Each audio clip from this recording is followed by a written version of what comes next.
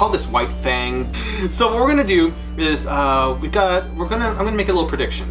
Okay, hopefully it'll play out. So I'll leave this here, and then this card can be mixed by a spectator, whoever. It can just be going crazy, and we just we'll just lay them out.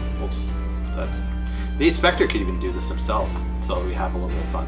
So we got 5 cards right there, and then we got the blue card right there. It's a little packet trick. I used to do this a lot at Hamburger Mary's. And quick story before I do it. Quick story. I think everyone will enjoy this.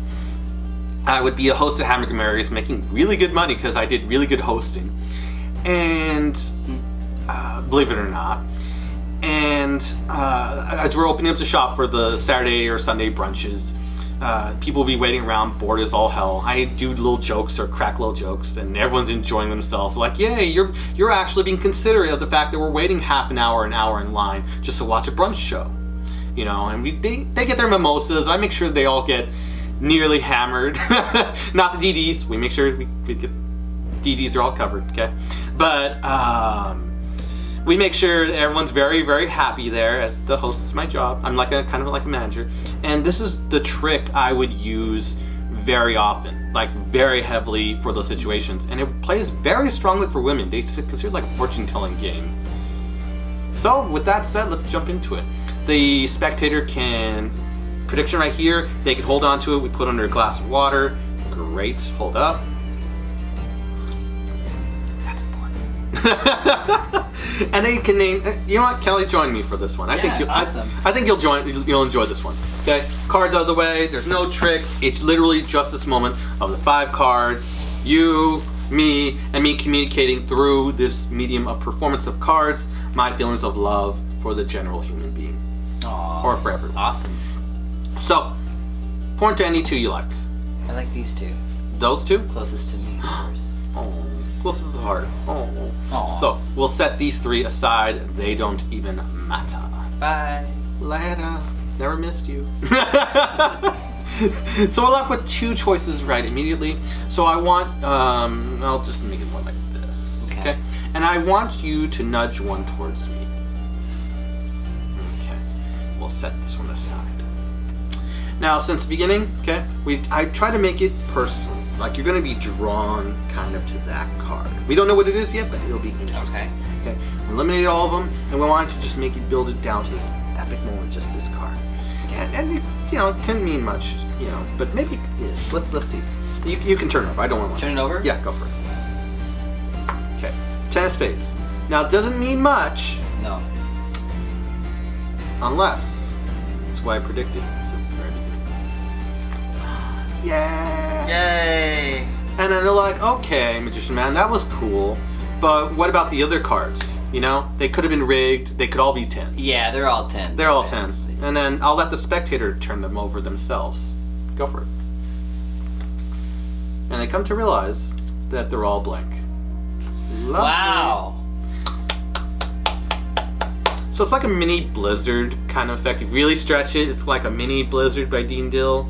But it's just a great, great effect. So for this, it's not necessary to get the blank cards, but it kind of is. You could use red cards, pretty much all red cards, and just these black cards, or black and red, whatever, so it doesn't feel like it's some context of racism if they stretch it, whatever, but I use blank cards, okay? We have 1 odd back, so for this effect, I'll show you what we need, okay? So these are 4, you'll need 4 red back cards, okay? That are blank, okay? Not too hard, just go to Penguin Magic. I love those guys to death. They should give me a sponsorship and buy a blank deck, or you could go on eBay. eBay you could probably get it for maybe cheaper on shipping, I don't know. 4 red back blank cards, 1 10 of spades to match, okay? And then a blue back 10 of spades. Easy, great. Is it gaffed? Kind of. Not really. Whatever, okay? So what I do with this is I keep this 10 of spades always second from bottom. Okay. Now you can even screw with this trick. Just don't make sure people don't turn it over. That's bad. So people can even shuffle this. You can even hand it out in the crazy scenario. They screw with it and say don't turn it over. Otherwise, the trick won't work. Okay. We're gonna make it a little mystery. and even before the beginning, we have it set up that these cards can be shuffled. This card is a random one, or the prediction. We set it aside, put something on top, because no one's going to buy this otherwise. I swear, I even just said it right here. People don't buy it. They think I switched it.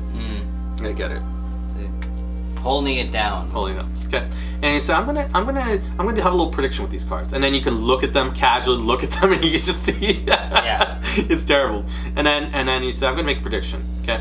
And you can say, and you're kind of gonna be drawn. You could put less heat on here and put the attention here. You'll be drawn to that card, and then you can get it back to the second to bottom by just cutting the cards where it is, or in the case that 10 spades is on bottom, you just add one card there. Good. Or you can just start the effect by not letting them shuffle and just go into the effect. But freedom is fun.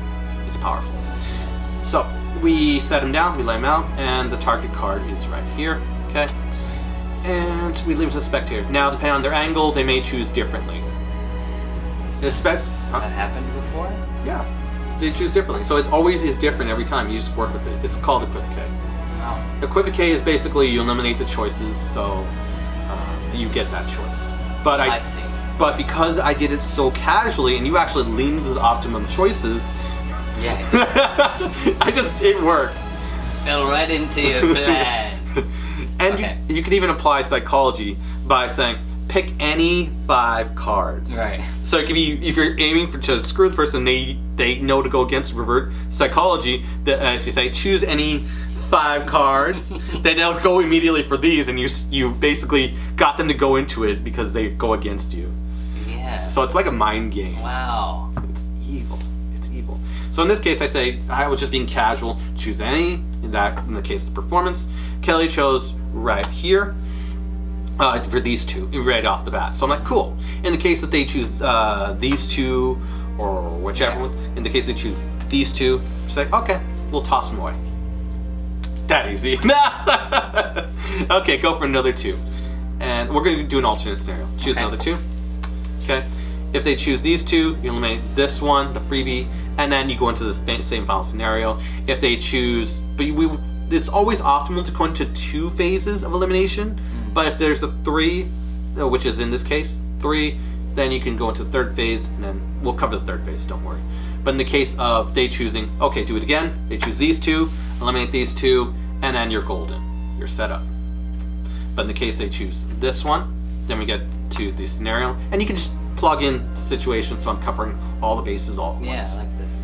So then they choose here, and then I do a John Armstrong thing, and this is so genius, okay? Because we know the card is right here. Right.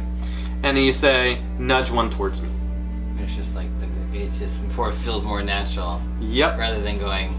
Yep. So nudge one. So let's say in context they chose this one. So you nudge. Yeah. So they nudge this one so you nudge this one towards me, and you left that one for yourself. They go, yeah. So either way you just. It doesn't matter. Yeah, you just change up. With 5 cards, it's easiest equivocate. I think I got it. There you go. This is a great one. If you want a set, I'll give you one. Yeah, I'll practice this one. This is so fun and easy. So they nudge this one towards me, and they say, "Okay, you left that one for yourself." And they go, "Yeah." Which they did. And they toss it out, and they can.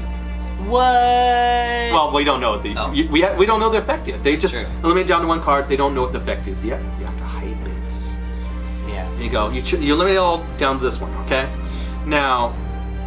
You could show this one first, you can show this one first. Some cases I like to show this one first. You could say, now, my prediction was a 10 of spades, okay? This holds no meaning whatsoever. Turn over. Unless it's what matched since the beginning. And then they react, they go crazy. They're amazed. And then the hecklers will come out. Yeah. No, it can't happen. Those cards, I seen them. I never took my eyes off them. They had to all be 10s. And I say, go for it. They turn over, and then they react. They're all blank, and then they're double dead. Double dead. Yeah, that's a nice way of putting it. Damn. They tried, and then they go, wow, he really thought of everything. Now they accept this initial moment. They're mind blown by this, that you thought of this. They appreciate it. They're mind blown, and then you're like a demigod to them. Awesome. So this is the little effect I used to do all the time at Hamburger Mary's when I used to work there. This is called White Fang. Again, I hope you enjoy it. So, next one. Awesome, great job. Thank you. Yeah, that's one I think I could.